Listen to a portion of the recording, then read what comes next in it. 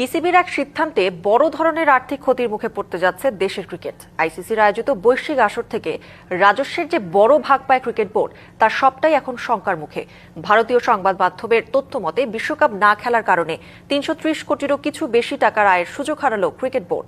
এছাড়াও বড় ক্ষতির মুখে পড়ছে সম্প্রচার সত্ত্ব পাওয়া কোম্পানি ও বিজ্ঞাপন দাতারাও। বিসিবি তাদের সিদ্ধান্ত থেকে এক চুলও সরেনি। নিরাপত্তা শঙ্কার কারণে বাংলাদেশ যে ভারতে যাচ্ছে না সেটা এখন চূড়ান্ত। অনেকেই বলছেন বিশ্বকাপে না খেলার সিদ্ধান্ত ক্রিকেটারদের মনোবল কমিয়ে দিচ্ছে। তবে শুধু ক্রিকেটারই নয়, এই এক সিদ্ধান্ত ক্রিকেট বোর্ডকেও আর্থিকভাবে বড় ক্ষতির সামনে ফেলতে যাচ্ছে।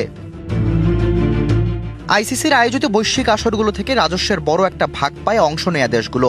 এরপর টুর্নামেন্ট পারফরমেন্সের ভিত্তিতে প্রতি ধাপে ধাপে আয়ের সুযোগ তো থাকেই। ফলে এসব খাতের সব অর্থই বন্ধ হয়ে গেল বিসিবির।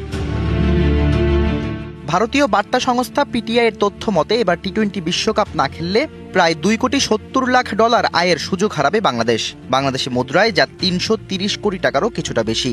টুর্নামেন্টের অংশগ্রহণের জন্য যে ন্যূনতম ফি পাওয়ার কথা ছিল তা থেকেও বঞ্চিত হবে বোর্ড। সাথে ক্রিকেটারদের ম্যাচ ফি, বোনাস তো আছেই। বিশ্বকাপ না খেলার গ্রহণযোগ্য কারণ তুলে না ধরতে পারলে উল্টো 24 কোটি টাকা জরিমানাও গুনতে হতে পারে বিসিবিকে। বিসিবি সভাপতি আমিনুল ইসলাম বলেছেন, বিশ্বকাপে বাংলাদেশ অংশ না নিলে 20 কোটি দর্শক হারাবে আইসিসি। ক্রিকেট লাভিং কান্ট্রি যদি মিস করে, আইসিসি বড় একটা মিস করবে। তবে আইসিসির এই ক্ষতির থেকেও বেশি লোকসান গুনতে হবে সম্প্রচার মাধ্যম এবং বিজ্ঞাপনদাতাদের। কেননা আগে থেকেই যেহেতু প্রচার সত্ত্ব বিক্রি হয়ে যায়, সেক্ষেত্রে এখন বাংলাদেশ না থাকায় স্পন্সররাও মুখ ফিরিয়ে নেবে। একটি সিদ্ধান্তের কারণে বিসিবির আইসিসি থেকে বার্ষিক আয়ের প্রায় 60% হারানোর আশঙ্কা রয়েছে।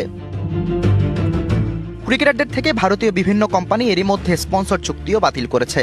অর্থাৎ বোর্ডের পাশাপাশি বড় ক্ষতির মুখে এখন ক্রিকেটাররাও। বাংলাদেশ ক্রিকেট কূটনীতিতে কতটা পিছিয়ে তা আর বোঝার বাকি নেই।